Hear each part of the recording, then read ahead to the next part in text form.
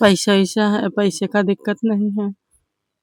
अब हमारे पति से बढ़ के पैसा थोड़ी ना हो गया है। जी पैसे वैसे रखे हैं, पैसे का बिल्कुल दिक्कत नहीं है। जी जी लेकिन भगवान का लाख लाख शुक्र है, आप सभी दर्शकों का लाख लाख शुक्र है, जो आप लोगों के आशीर्वाद से आज हमारे हस्बैंड सही सलामत बच गए हैं। कभी उम्मीद नहीं किया था कि ऐसे ऐसे दिन भी देखने पड़ेंगे, जिंदगी कितने सारे मोड़ झेलने पड़ेंगे, कभी नहीं उम्मीद किया था।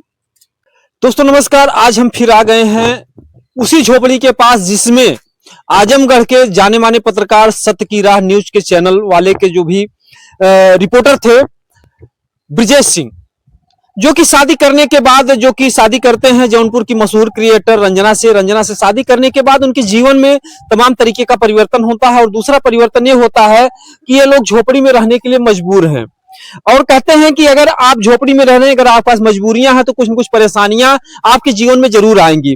और इस समय आप लोग देख सकते हैं कि इस समय जो उनकी पत्नी है रंजना जी, जो एक पत्नी का धर्म अदा कर रही हैं। और ऐसे में हम लोग आए और हम लोगों ने देखा कि कुछ जो है ब्रिजेश सिंह की हालात सही नहीं है। बहरहाल हमें दिखाने का प्रयास करेंगे कि क्या आखिर में, अब तक तो रंजना जी की तबीयत खराब थी, तो अब ब्रिजेश सिंह को क्या कुछ हो गया है। जो कुछ भी होगा हम दिखाने का प्रयास करेंगे। आइए हम थोड़ा बात करते हैं रंजना जी से। पहले जो है क्या कुछ हुआ रंजना जी जो आपकी पत्नी?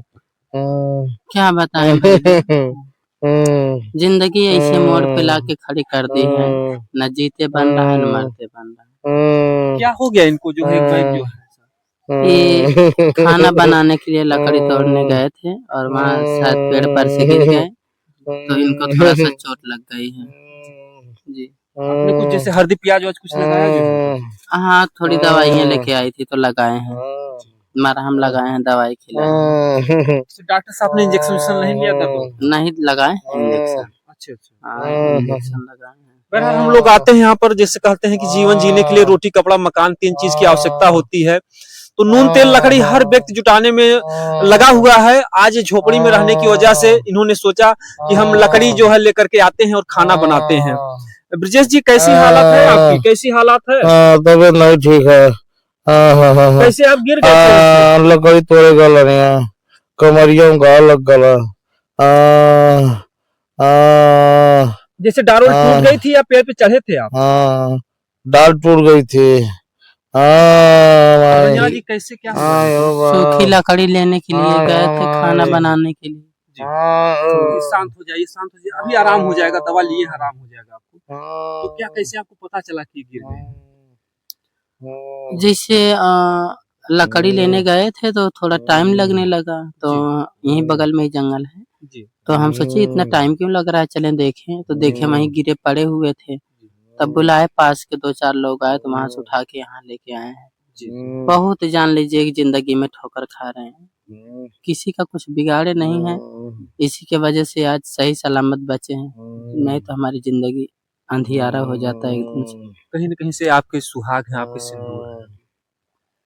हमारे सुहाग सिंदूर जो हैं, और एक प्रथम कर्तव्य हमारा भी होता है कि हम अपने पति का हर हाल में सुरक्षा करें। रोइए मत, रोइए मत। रंजना जी के जीवन में ऐसा भूचाल आता है कि आज इनके पति जो है घायल अवस्था में है। और बहरहाल जो कुछ भी है कि लोगों का आशीर्वाद रहा, आज इनका सुहाग बच गया है। रंजना जी क्या कुछ लगता है कि जनता का आशीर्वाद था, भगवान की कृपा थी जो है, कैसे? जनता का भी आशीर्वाद है, भगवान की भी कृपा है। और आज इतना मुसीबत में हम चल रहे हैं कि हमें खुद नहीं समझ में आ रहा है कि हम कहाँ जाएं। अगर देखा जाए तो ब्रिजेश सिंह शादी के बाद से एक विपद जो है झेल रहे हैं, बेचारे पेड़ से गिर जाते हैं। तो रंजना जी जैसे दवा ववा के लिए पैसा वैसा कैसे जो है आप कहाँ से कुछ लाई? पैसा वैसा है, पैसे का दिक्कत नहीं है। अब हमारे पति से बढ़ के पैसा थोड़ी ना हो गया है, पैसे वैसे रखे हैं, पैसे का बिल्कुल दिक्कत नहीं है। जी। लेकिन भगवान का लाख लाख शुक्र है, आप सभी दर्शकों का लाख लाख शुक्र है, जो आप लोगों के आशीर्वाद से आज हमारे हस्बैंड सही सलामत बच गए हैं। कभी उम्मीद नहीं किया था कि ऐसे ऐसे दिन भी देखने पड़ेंगे, जिंदगी कितने सारे मोड़ झेलने पड़ेंगे, कभी नहीं उम्मीद किया था। लेकिन जो दिन आज हम पे बीत रहे हैं, कभी सपनों में भी नहीं सोचा था कि ऐसे दिन, ऐसे मुसीबत, ऐसी कठिनाइयों का सामना करना पड़ेगा, समाज के इतने तानों को झेलना पड़ेगा। ऐसा कभी नहीं सोचा था, सपने में भी नहीं सोचा था, लेकिन जितना झेलना पड़ रहा है। रोइए मत, वक्त गुजर जाएगा। बहरहाल अब यहाँ पर रहा नहीं जाता है। बहरहाल जो कुछ भी होगा आगे की इनकी दशा हम दिखाएंगे। दोस्तों जय हिंद जय भारत।